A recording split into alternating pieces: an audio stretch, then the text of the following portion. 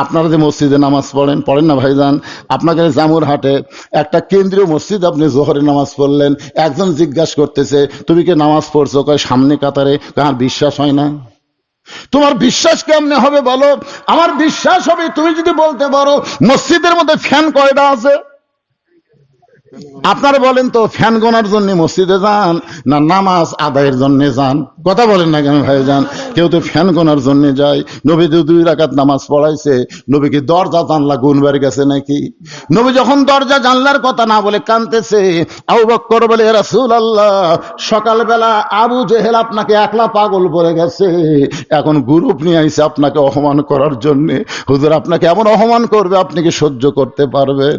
আল্লাহ নবী যখন চোখের পানি ফেলতেছে, এমন সময় আল্লাহ তাআলা তুইজ্জু মান তাশা তুযিল্লু মান তাশা বিয়াদিকাল খায়র ইন্নাকা আলা কুল্লি শাইইন কাদির।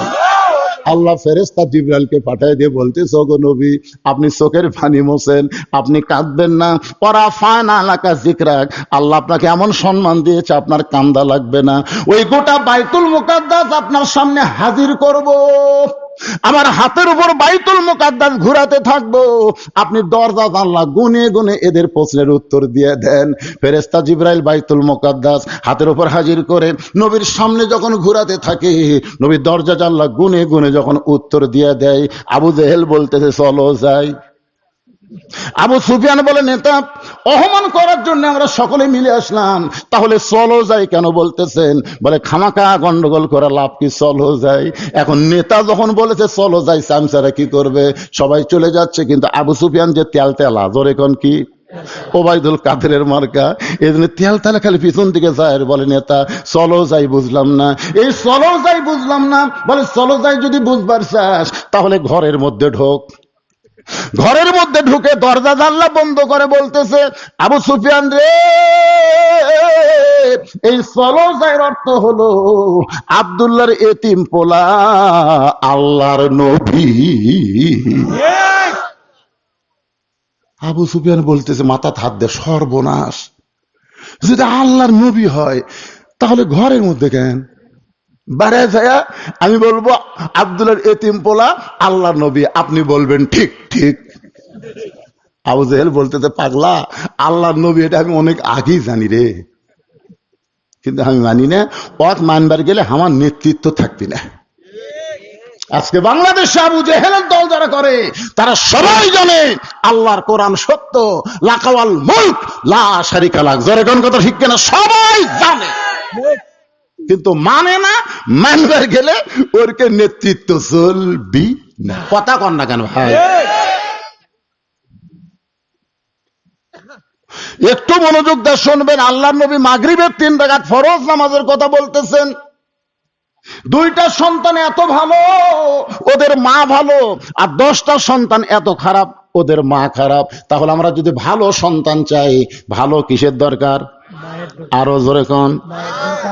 এই যে কতগুলা ছেলে বাইরে ঘুরতেছে, ওরা কিন্তু ধান্দাত আছে, পোলা কখন দিবি ওটা মিস করা যাবে না, আছে না নাই? ওই যে বাহিরের সন্তানগুলা ঘুরতেছে, সন্তানের কোনো দোষ নাই। উনি যখন মায়ের পেটে আসছিল, মা পেট দিলে গোটা পাড়া ঘুরিছে, ওই পেটের মধ্যেই ঘোরনে পারছে ভাইজান। হ্যাঁ, আজকে সন্তান, অনেক সন্তান নামাজ পড়ে না, অনেক সন্তান পড়ে, কারণ কি? মা পেটে সন্তান নিয়ে যখন নামাজ পড়েছে, 4 মাসে 5 মাসের বাচ্চা পেটের মধ্যে যখন চাপা খাচ্ছে, ফেরেশতা বলে আল্লাহ দেখো তোমার বান্দি নামাজ পড়ার কারণে পেটের বাচ্চা কি হারে চাপ খাচ্ছে।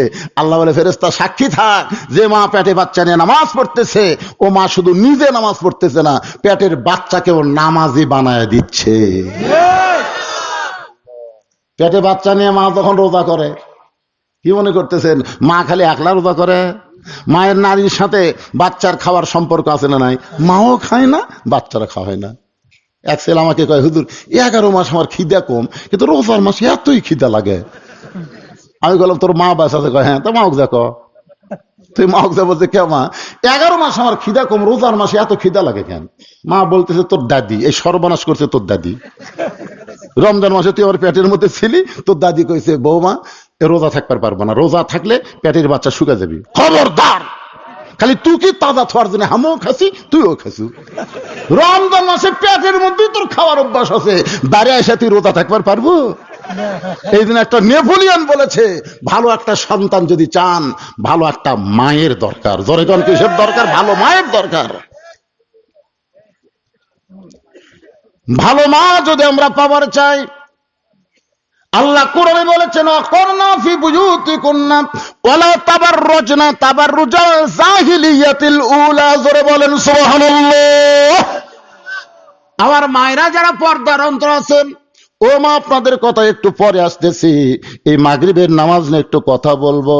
একেবারে লাল রক্তের পাঞ্জাবি নিয়ে ইয়াকুব নবীর সামনে হাজির 10 জন। জোরে কোন কয়জন? ইয়াকুব নবী কয়, বাবা কিসের পাঞ্জাবি? বাবা এটা ইউসুফের পাঞ্জাবি। বাবা বাঘ আসে ইউসুফকে খেয়ে গেছে বাবা, কিন্তু আমরা ইউসুফকে হেফাজত করে পারিনি, রক্ষা করে পারিনি বাবা, কিন্তু পাঞ্জাবি হেফাজত করছি বাবা। চিন্তা করে দেখেন, আল্লামা সাইদি হুজুর ধর্ষণ করছে, আল্লামা সাইদি হুজুর মানুষ খুন করছে, আল্লামা সাইদি হুজুর যুদ্ধ অপরাধী। খালি সাড়ে দিয়ে দেখলু না রে হাসিনা, খালি সাড়ে দিয়ে দেখলি না কেন? কোন দোষী মানুষ যখন বের হবে, জনগণ তাকে জুতা পিটা করবে। আর আল্লামা সাইদি হুজুর 10 দিনের জন্য বের হলে মিজানুর রহমান আজহারীর চাইতো 10 গুণ মানুষ হবে। জোরে কোন কথা বলেন না কেন? ভালো মানুষকে বন্দি করে রাখলে দিন দিন তার সম্মান বাড়ে, আর খারাপ মানুষকে জেলখানায় বন্দি করলে দিন দিন মানুষ তাকে ভুলে যায়। এই কয়েকদিন পরে দেখবেন পলকের কথা আর কারো মনে থাকবে না। এই পলক, আমি হেন্দার কথা মানুষের মনে ভুলিছে না বাড়িছে? মামুনুল হকের কথা মানুষ মনে ভুলিছে না বাড়িছে?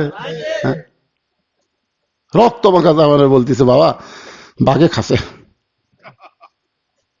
বাবা জামাটা হাতে নিয়ে তাকায় দেখে, বাঘে যদি ইউসুফরে খাইতো জামার অনেক জায়গায় ছেঁড়া ছুটা থাকতো, জামার কোনো জায়গায় ছেঁড়া নাই ছুটা নাই, শুধু রক্ত মাখা।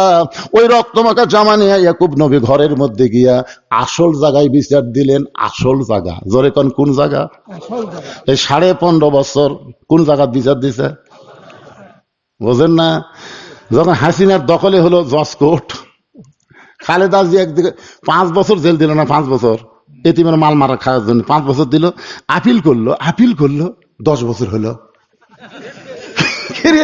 আপিল করলে সাজা বাড়ে না কমে? কি কথা রে বারে, 5 বছর জেল হলো, আপিল করলো 10 বছর। তাহলে এই কোর্ট কি? এই কোর্ট কার কোর্ট? হাসিনার কোর্ট। ধরে কোন কার কোর্ট? জজ কোর্ট, হাইকোর্ট, সুপ্রিম কোর্ট। তাহলে সেই কোর্ট বিচার চায় কাম হবে? মানুষ গোপনে গোপনে কিন্তু আসল জায়গা বিচার দিছে। তোর বিচার আল্লাহ করবি রে, কয় কি কয় না? যখন কোর্ট থেকে জামিন হয় না, হাতত হাত করা পড়ায়, হাই রে একটা আলিম ফোন না ডাকাত না রে, তাদেরকে ডান্ডা মেরে দেওয়া হয়েছে। ধরে কোন কথা শিখছে না?